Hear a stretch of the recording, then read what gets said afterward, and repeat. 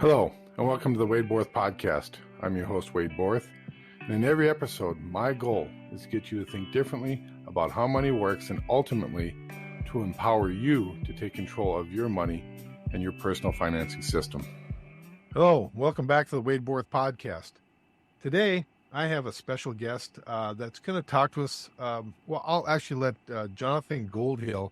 I found his personal strategies to be quite intriguing, at least for those that listen to my podcast. And I talk to a lot of my those that listen to the podcast, because we are about a mindset to think about things in life. And it's not typically not product driven. It's usually that gray matter between our ears that holds us back or right through life.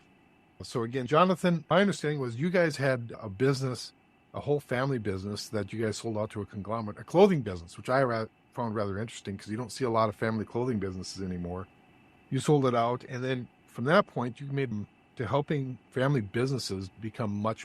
I know that's not what's on the official bio, but that's how I read it, and that's how I feel. And I think it's great because everybody's in a family business, like it or not, right? The information we're going to talk about today isn't specific to any one individual. It might be a little bit more specific. Everybody's in a family business. Even if you're working for a corporation and you bring home a paycheck, you're in a family business. The family business of running your family.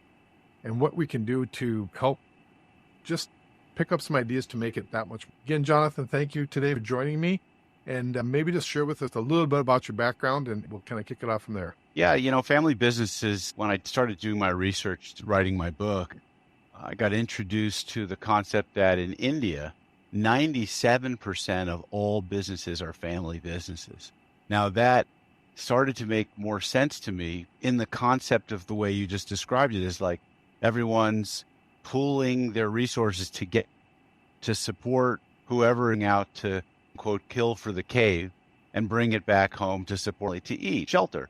We don't have as many family businesses here in the United States, but economic unit is the family. And so I've been fascinated with family businesses ever since my family, starting in the early 1900s, built a men's suit manufacturing business based out of New York and Philadelphia. And it was my great-grandfather and his three sons, and it was called Joseph H. Conan. I was just fascinated by their success. There was one son who was the studious, put him in the back office in the accounting. Then there was the one son, my grandfather, who was the outgoing personality, life of the party, great natural salesman type. And there was the third, and he was I don't know if you call it a barnstormer, but he was he knocked doors. And he had easy ideas, and they built this phenomenally successful company with a couple of thousand employees. I never got to the company because it was sold when I was very young and operated. And so I was always enamored by my grandfather's success in philanthropy, in his art, which he was a passionate artist. And he worked out of these very swanky offices in Rockefeller Center in New York City. So I was always very impressed. It left a big impression on me. But part of what was really the family business as an economic unit and how vital that is, and yet passing from one generation to the next is pretty like the likelihood of a family business being passed into the third generation, very low. Now it's much higher in certain industries. If you're in the mid and you're looking at families that are running farms. Do you agree, Wade? Yeah, I would agree. Even like the family farms, agree with your assessment. That third generation is the pivotal generation, right? So if you think about what happens, right? Grandpa started it. Yep. And he worked like crazy. Dad saw that, so he perpetuated it. It's long. And not that they don't understand the toils and what went on to get you there. It just, they have to have this open mind. Right. It was hard and it was difficult.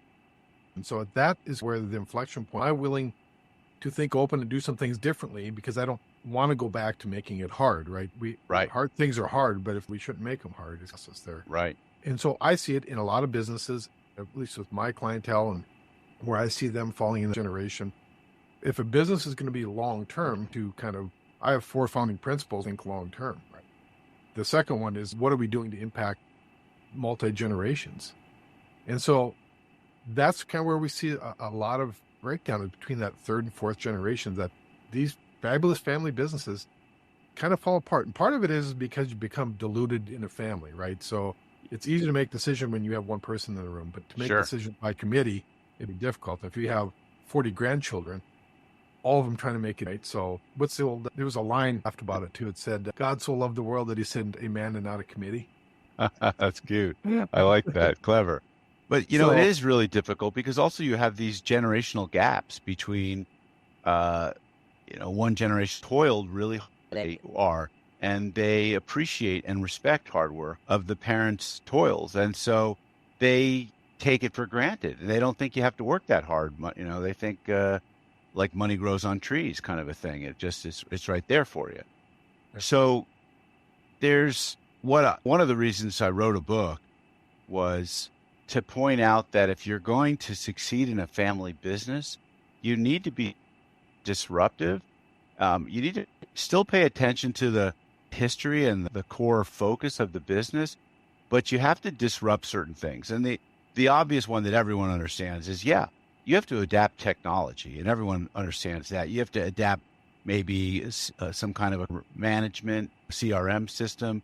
You have to adopt maybe some enterprise planning type of software so you can manage your projects, your jobs, your customers, the philosophy and the purpose and the values, and use sort of more modern it didn't exist. The older generations, they didn't sit around and talk about like what should our values be? What's our purpose? Why are we doing what we're doing? And they didn't think in terms of that. They thought like we need to make a sale, make a profit so we can get a paycheck. Right. It's changed. Things have changed. And I think that's why, like you said, you go into the third generation. Why? And I'm picking on the third generation as a generality, right? It might be the second, it might be the fourth, but somewhere in that. But we teach the infinite banking concept, which just teaches people how to, start that second business of a family banking operation to support the business that you're in. But it's those type of things of, okay, how can we think differently? Because we have a much bigger objective than maybe my grandfather did, who was just about survival, right? Just going to get food on the table. You have to be, because like when it started, it was just one family supporting a small family or one adult. But then now, let's say to use my grandfather's business by example, now there's three sons and those three, their families. And then when they brought their sons or children into the business, larger and larger and larger to support all these families, has to support the growth. And so in order to get larger, you have to look at the products or services that you sell and ask yourself, one, should we expand the geography and sell that we're selling to so we have a bigger market area? Or should we expand the products and services so we can sell more different stuff to those same people? Or do we do both? And what's the process? That is somewhat disruptive from the status quo. And I was reading some of the stuff that you had written, that I'd read on you. And one of the things you were talking about is, helping entrepreneurs looking to find their freedom. And would you agree that, the more we can control in the process of running a business, the more freedom we're going to eventually have? 100%. I mean, when you use the word control, I might use the word charge. Right. Slightly different. I think it's difficult to control everything, but makes you absolutely accountable, responsible, and have the authority to make changes. Right. And so, leads to those freedoms talk about, right? The freedom. And that's a big word to a lot of different people. What's freedom, right? Right. So I like to categorize them into a couple different areas like money, purpose. Those are freedom, which one might be important to the other, because it's not always freedom of money, because some people might have enough money, but they still have a business that fails because they don't have any time. So you spend all your time to earn money. You have freedom of money, but you don't have any freedom of time type of thing as well. So it's got to be a good balance. Yeah. And when I use the term entrepreneurial freedom, because my clients are all entrepreneurs for the most part, maybe they're second generation family businesses, but they're in an entrepreneurial company. And what they think they most want is freedom and money. And those are the two things that I think that they're mostly thinking about. And that comes first. I think that's debatable. But when you have freedom of time and freedom of money, I guess you have the freedom of having the relationships in your life. But maybe you don't need to. Maybe they all weave together. I never really thought about relationships. Yeah, and purpose. Those are my. Yes. And I have another gentleman who's 5, and there's like this whole idea that they all have to balance, or none of them work. Which I think life, that's probably some truth to what you read about is you have to have balance there, because if you have one and none of the other, it doesn't last very long. And it might last in your lifetime, but it won't last throughout a generation. It's an interesting discussion because one definitely fuels and drives the other, and it's not in any particular order. Like I never thought about it, but if you have freedom of purpose, that'll drive everything. You'll figure out how to build a business, require 200% of your time, gives you the freedom in terms of income, and one person's freedom of income could be $100,000 a year. Another person's freedom of income might have to be $10 million a year. So, and that's right. So now I didn't have a chance to plug your book yet. So what is the name of your book? It's called Disruptive. Let's put a little commercial in here. Sure. It's called Disruptive Successor, a guide to driving growth in your family business. Basically a playbook for how to scale any kind of a business, family run. And I present a framework. I call it the 7 Ps framework, where people are looking first at looking at their processes and priorities and product and performance. And so I'm getting them to try and look at their business through this lens of this playbook and recognize that if everyone gets on the same page and starts to put these tools into place in their business, they've got an optimized playbook, if you will, that works well for their company and is somewhat customized. The thought process is is the 7 Ps talk about, right? But what they do within each of those categories is obviously has to be customized, because not everybody's built the same. Right. Yeah. And there are some entrepreneurial systems out there, entrepreneurial management, operating type systems, where it is a little bit of like here, this worked for everyone. And some of, one in particular I'm quite aware of is having a lot of success in the marketplace. But I don't think that you can just apply to any situation. Just like I don't go into a family business and assume it's always broken, or that if it is broken because of the dad, or it's broken because of the kid. I mean, there's usually, right, there's his story, her story, and there's the truth. Like somewhere between. Right. So, because it's complex. You can't boil down a family business to just one simple problem. But any business, family or entrepreneurial, needs to have a set of rules. I call it a playbook that you're operating by. And it starts with a set of agreements. I call it core values. Other people call it operating behaviors or operating agreements. I think the military calls it a code of conduct. I mean, every institution, organization has a sort of a playbook. Sometimes it's written. Yeah. It's really important to have that, so you know that the rules. Like, you don't get onto the football field and not know how to keep score, or how to what a timeout means or what a whistle blown means. You have to play by the rules. Right. I think just another I've read is Blair Singer's called the Code of Honor. Right. That's his very strict. Hey, this thing by. Yes. And I think once people understand that, it's not but once we understand what our personal code is and what we want, we can be very, as far as who do we want to invite back into our business, but hard getting to know what our rules are, because quite frankly, I think there's a lot of people that fly by the seat of their pants and they don't have a clue what rules they want to implement. Or they think the rules are obvious. They're like, don't you see that this is their expect based on their behaviors, but they haven't caught it, meaning they haven't made it like code and a law. And they haven't said, hey, we're going to live by this code, these laws. And if you don't, then on the team, they say there's no I in the Greek visual thing, except in the a-hole. Yeah. So, but I think that's a great point, is everybody thinks it's very obvious what the rules are because those rules all their life. Yeah. It's all part of my founding science is like that all the knowledge we need is already within us. Everything we did is already there. Yeah. My job is to help come and cultivate the weeds out so you can grow. And again, it's not about me doing it. It's about you to cultivate that you want to grow in your garden. I'm a farm boy. Everything comes back to agriculture. Farming. Yep. Yeah. And so it's like, there's a lot of weeds out there that get in our way of growing those things that we want. And so if I'm out there talking to people about how to take control of this banking function in their lives and how that control leads to a lot of freedom, we have to help them get rid of the things that aren't important and cultivate those things that they want. But what I find is that people they've lived with themselves all their lives, and so they expect everybody to understand what they're thinking, what they're doing. But until you put it down in writing, and when you actually start sharing that with other people, it's amazing that even your closest friends or your relatives or your spouse have no idea what is your code of honor or your code of conduct.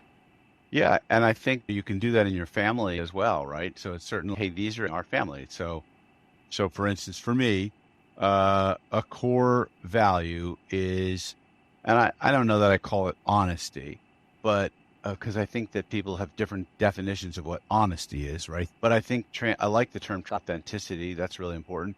But Yep. lying, like there's no place for lying in my family or in a business that I would run. Like that's unacceptable behavior. Right. And you're voted off the island or you're thrown off the island, or come back when you can live the value of we're authentic, we're honest, we're transparent. Because you have so many other challenges, you don't need that being a challenge of somebody that's not honest. Right. Exactly. Yeah. I would agree with that. So yeah, it's also like maybe collaboration is a value that you have. Getting back to the family as an economic unit, and I think of my family of origin. Right. Yeah, I would agree with that. Yeah, it's also be collaboration. Again, getting back to the family as an economic unit, and we did a lot of amazing things of collaboration that was instilled. Adults, my siblings and I, we all went off in different directions, and think that if a business, the family businesses, and I think this is the most important takeaway I'm about to share on your show. If a family business is going to be successful, to be healthy into the second, third, fourth, whatever generation, the parent in that particular situation, like I know there's a parent and a grandparent, but whoever has the most influence over the business in terms of instill the notion of like we work to collaborate. We are a family. We agree or we commit. And, probably drawing from if you're familiar with Pat Lencioni's 5 Dysfunctions of a Team, so many people are, that we draw from the basis of the everyone has to trust everyone. And if there isn't trust, then we need to work through those broken. And, if I come into a family business and there's too much water under the bridge and it's history, like it's really almost impossible to build that trust. But I can point out how this is a very dysfunctional situation and it's not going to work. And maybe someone needs to go off on their own. But, trust builds, on top of that, builds that you have to be willing to engage in healthy conflict, and you have to then commit to whatever you guys agree to. And, if you don't all agree that we go in this direction, but you decide that either the majority or the person with the most influence is going to drive the bus in that direction, you got to get on board. So I think I think that my takeaway point, it's the parent's job to influence the team together and to collaborate. The health of the business is up to this more senior generation. Right. And if they truly want that to be a family legacy business or family legacy that they want to perpetuate, really heavy load on that senior person in the family. But think about it. If you went through all those years of toil and you worked like crazy, and you sacrificed, that little extra of saying, okay, now what can I do for long, whatever that is, why not take that one little extra step? Because you've done all the hard work. Now do the easy work and have those conversations. And I was taught a long time ago that people typically don't make change unless out of repetition and elite level coaching. Yeah. I think that's where I come in. I think maybe that's where you come in as well. Yep. Yeah. And say, hey, I see it through a different lens. Let me show you what I'm seeing, what you're seeing it, because we all have our biases. And if you're open to it, again, that's the biggest thing that I find is my clientele, really, they won't work with me, or I won't work with them unless they have in mind and saying, let me give you a perspective maybe for it. And if they're open to that. Yeah. So what kills family business, maybe a business in general, is ego. Someone's ego is so big that the legacy starts and ends with them. It's no longer a family legacy; it's a personal legacy. If their ego drives the direction and controls the business, that's a problem. It's a deal killer. And, to look back at Jim Collins and his book, Great, where he talks about like a level 5 leader is a leader with humility that people follow. Yeah, I think you and I probably could have a couple hour discussion around this because there's so many dynamics to any business, right? A family business itself. But you're right, it does start leadership ego, because if we can put away that ego, put away those fears of working, there's no reason why we can't have family legacy, this multi-generational legacy, but everybody has to be on board. It's not, everybody has to be rowing, as it were. And It's not just one person. It's not the patriarch or the matriarch rowing the boat, because then everybody's just along for the ride and it's a drag, and he or she'll run out of energy.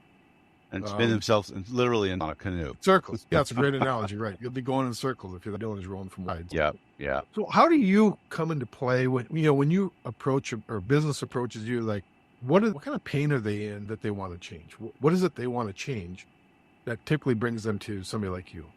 The common themes that happen. One common theme is they're scaling, they're growing, it's happening fast, the wheels are coming off the bus. They don't have an opposite scenario is and it's stalled because the business is in control of them, and they're not in charge of the business, and it's stuck because there's so many broken need to be fixed. And the third situation probably is they have a vision of bigger business, and they have a vision of it, but they don't know how to get there. They don't have a roadmap. They don't start working on hunger to fix these things, and that they're not hitting the kind of they want. And they don't really know what the problem is. They don't know who to measure or manage or. And typically when somebody's working with you and trying to figure those things out, is that a lifelong relationship that you have, Jonathan, or is it something I'll come in for the next 6 months, 2 years, whatever it might be? Maybe. Yeah. What do you look like? Relationships are longer term, and we meet as a team at a time. Average client, when I last measured, was with me for 4 years. And you've been doing this how long again? I've been coaching since that's 18 years, and I've been small business consulting since about 89. So add another. So it's 30. You've seen a lot of water under the bridge. Scenarios. I have. You probably see a lot of scenarios, but a lot of similarities to everything that happens. Obviously, just what we talked about. Yeah, and that's what's different because consulting is figuring out what's going on, figuring out the problem. Coaches, a set of tools, maybe a playbook that have worked really well universally. They teach them that tools, the use of which changes the way they think and be. Yep, that's so similar again to what we do. Is we teach a process versus trying to find. Everybody's to the magic tool, but if you don't have a clue how to use the tool, because you don't have a process, then it's not. There's 1,000 or 1,000,000. You can go on Amazon. There's 1,000 or maybe even 1,000,000 how-to books on how to solve business problems. But again, that's the tool, but it's the strategy, the process that we use. It's probably the most important. It's not important, but it's not the end of the day. It's like how do we put into force the most effective and efficient way possible, and something that's sustainable, because there's a lot of quick fixes that are just that. They fix it quick and then it falls back to shambles fairly. True. So your idea of that long-term relationship through the coaching, because I would imagine this, or any elite level athlete, right? They don't get a coach or for a few years of their career. Quite frankly, they need it on the back end more than they need it on the end, because they have less, maybe their skill set's fading away a little bit. They need it at the end. Jordan, right? And when he was his most effective, when he was his most efficient, was later on in his career. He didn't have the hops. He didn't have the ability to do all the things he did when he was 1 or 2 or 3 years in the league.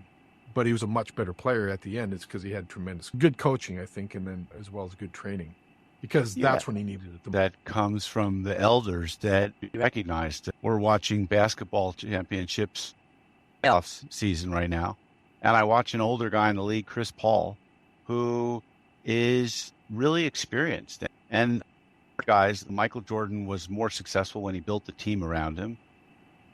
Kobe Bryant or Shaquille O'Neal, even bicycling, which I'm a passionate cyclist. Bicycling is a team. You have to have your team heads up on what's happening. Yeah, teams build give you really a competitive advantage that you don't have as an individual. Yeah. And then again, they don't invite you to be part of their business, or they don't invite me to be part of their business. But that's not the people I work with are probably going to hear this podcast, right? Those that are hearing this are probably going to find out more. How does what the knowledge that you have and the expertise you have, how can that help support my business, and where can it take it? Because I think there's a lot of business owners sort of have a vision for their business, but it's not real crystal clear. That's the first step. If we can hone in on that and say, what does this really look like? And what does it smell like? What does it feel like 5-10 years from now? Those are the people that are really going to be your type of clients. Would you agree? Yep. 100%. And a vision, or you have to have an openness to develop a vision around where you want things to go. Yeah. And it's in your mind. It starts with what your mindset is. And a lot of people in family businesses, they're happy with the way the business is. They're happy to have a job, check, an employee's mindset. They don't have an owner or an entrepreneur's mindset. And do you think that comes scarcity, just the fearness of scarcity, versus most entrepreneurs I know that are successful have this very abundance mindset? They give more than they ever seem to take. I agree. And I think that scarcity is one thing. I think in a family business also what you were taught. What were the lessons? Like, hey, were you taught there's an opportunity? What do you want to do? What do you want to do with your life? Or if you join the business, what do you think you could do to contribute? Or, are you put in a place and just like, hey, we'll put you in this seat, you do this, this operations or logistics or sales or, put you in that box. Yeah. Interesting. Yeah, it's true. I see that you do as well. So and maybe we've asked this to touch this in a little bit, but just from my clients, what does a client look like for you? Is it somebody that's got a business? Is somebody got 100 employees? What does that look like to you? Oh, my ideal client is someone who is running a business that a couple of $1 million and has 10x, go from 2 to 20. And they're humble to learning. They're hungry. They'll read and listen to audiobooks that I suggest. Typically a millennial, 25 to 40 years old, maybe 25 to 35 years old. I find the older people get, the more difficult it is to coach them, the more stuck in their ways that we are. So, a younger person is more, and oftentimes they're in an unsexy industry. Shops, their manufacturing business, their service business, they're running real estate offices. So these are not, technology, software as a service, the new unicorns of today. So they're not the Elon Musks of the world. No. So in essence, it's somebody that just is open-minded, willing to grow, willing to coach. Yeah. For I think anybody in our position, my positions, that's my founding principle, right? I need somebody that hasn't, we call it the arrival syndrome, right? Those that have arrived, they're in the belief that they can't learn anymore, and we can teach them anything. Those that fight the arrival day, but for you, it sounds like it's very much the same thing. People that are just hungry to go beyond where they're at, right? 10x their business or much bigger than where they're at. And they thought about that far down the road. Well, those are the best ones, I think. And, I will get a company that's 20 million and wants to their business. But I find that with those people, they already have a lot of success under their belt. And where I can be most valuable to them is introducing a few tools, a few concepts, facilitating a team process, and engaging in some deep work type conversations with them. But the younger, the newer, the smaller, there's so much more I can teach them. And I've been doing this for so many years, teaching entrepreneurs about how to read a financial statement, how to develop a marketing plan or strategy, how to hire, write, build a leadership team, create followership. It's just, I do it better with companies, less experienced business people. That's great, Jonathan. How do people reach you? I'll put them in the show notes, but maybe just throw it out to real quick if they're driving and they want to find it. The best thing is to go to my web, goldhillgroup.com. They can find my book there, Disruptive Successor. They can buy a copy of it. I have a whole lot of videos, 21 in particular, that deal with the scaling up challenges. And they're 2 to 5 minute videos. I think they're old, but they're still good. Blogs, etc. Well, thank you for that. The goldhillgroup.com. Jonathan, I appreciate your insight. I mean, I'm looking forward maybe to having a follow-up conversation, because the stuff we're talking about is, it raises my energy level. It makes me so excited, because what you're teaching people and what we're trying to get across to people is that it's limitless what you can do if you let your mind, lead the way and not hold it back, right? And that's the whole thing, is that all these success stories, all the things that people say, oh, that's not me. Well, the only reason it's not you is because it's between your ears that holding you back from being as successful as you possibly can be. And even with the best coaching, we're still not 100%. I mean, I don't know that we'll ever be at 100%, but that's what we strive for, is to get as close to that 100% of our total unique ability as possible. Yeah. And sometimes it's the journey. That's the fun part, is the journey. Find a coach, find an elite level coach like Jonathan, to help you along your way, because again, you're not going to do it on your own. Very few people, or if any, that have ever done it on their own. They've had people in their ear. They've had people guiding them, coaching them, giving advice. Because we all need that, because if we live in our own little bubble, we never grow, right? And so we have to have those that can lift us up, to reach those heights that we're looking for. So again, Jonathan, thank you so much for your time and your expertise. And I look forward to maybe again having a little bit deeper conversation into this. Wade, thank you so much for having me on your show. And look forward to hearing from any of your listeners. All right. I appreciate it, Jonathan. Take care. Okay. Bye now. If you're enjoying this podcast or know anyone else that might be interested, please be sure to hit the subscribe button and please leave a review. This will help this podcast reach and help more people by ranking higher in searches, and ultimately help more people get out of financial bondage. And don't be afraid to share this podcast with your friends and family, as we can be easily found on Apple Podcasts and Spotify.